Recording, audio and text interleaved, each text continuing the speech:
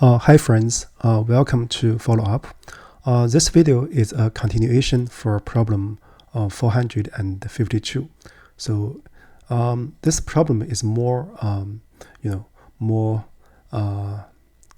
more slim in statement. So here we are going to use interval merge type idea to solve this problem again. So basically we are going to so the type of the problem is interval merge, right? And the strategy we are going to use is sort plus linear scan. So we'll quickly digest the requirement and make a point on assumptions, and then we do the coding. So this problem will be rather straightforward. Actually, you can check out our playlist on interval merge type so that you can get an idea on the overall thought or put this problem in the general flow. So here we are given an array of intervals. So the interval is represented by a list of length 2, right? We want to return the minimum number of intervals we need to remove, right? So this the one we want to obtain is the number of intervals to remove to make the rest of the intervals non-overlapping. So here we have 3 examples. So if you look at example 3, so you see 1, 2, and 2, 3. In this case, we should return 0. In other words, if they touch, so that we do not regard them as overlapping. In other words, you can understand these intervals as open intervals, right? So this is one important point to notice. So in the second example, so you have 1, 2, 1, 2, 1, 2. So they are the same intervals in.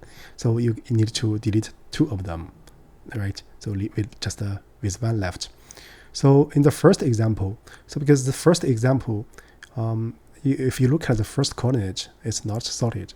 So if we sort the first example 1, so we sort them. So what do we get? Let me copy this one. Here, if we sort according to the first coordinates, so we need to move 1, 3 here, right? In this case, so you see 1, 2, and 1, 3. So they have overlap. We need to delete at least one of them. So which one we need to delete? So here we can greatly delete 1, 3. The reason is that 3 has a larger end than 2, right? So in other words, the second interval have a larger end than the first one.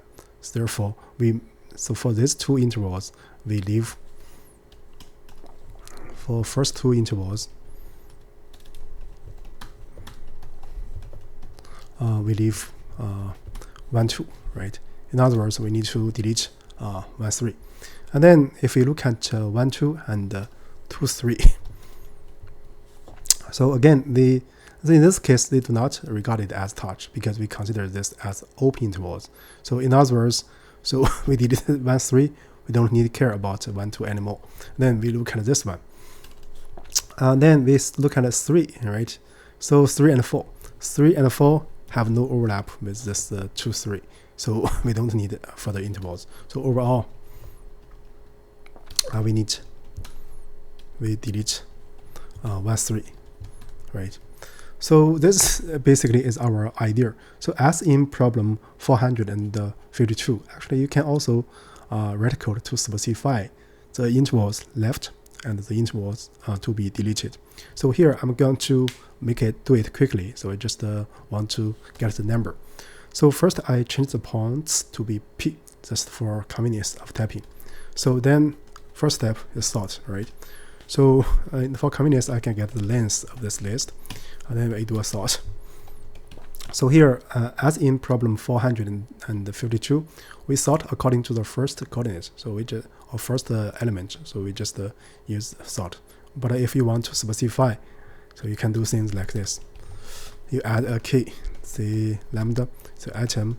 So you can sort according to atom 0. So we sort according to first first end of the interval from small to large. And then we are going to do linear scan. And also we want to do the counting. So for this case, we initialize the result. So here's the result is the number of intervals to be deleted or needed to be deleted. And then we can have a start, we can have an end. So it's P naught, right? And then we do a for loop for I in range, so 1 to n, right? So then we look at the current interval. So let's use S and E. So we have Pi. So then we consider the two cases. So no overlap. So if no overlap, we don't need to delete the current start and end, or the current intervals, right? So if S, the current starting point, is greater than or equal to end. So notice that we need to write greater than or equal to. The reason is that we regard this case, like 1, 2, 2, 3, as non-overlapping, right? So it's very important to notice the equality here. This is due to assumption. If we regard this as overlapping, we need to write strictly greater than end, right? So then what do we do? So in this case, because there's no overlapping, so we're going to set the start and end to be the current start and the current end. So this is the one case. So in this case, we do not increment result variable. Otherwise, there is overlap. So there's overlap. We need to delete one of those two. One is the current start and end. One is the current interval S and E. So anyway, we need to increment the result by 1. But as to which one we need to delete the interval with larger E, right? So in other words, the start and the end. So we don't care about the start actually. So but anyway, the end will be minimum of the previous end and the current end. That's the main logic. So then you can just return the result.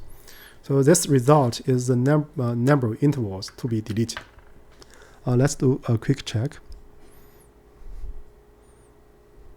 Yeah, it passes one example. Now if you check again for generic case, it passes all the cases.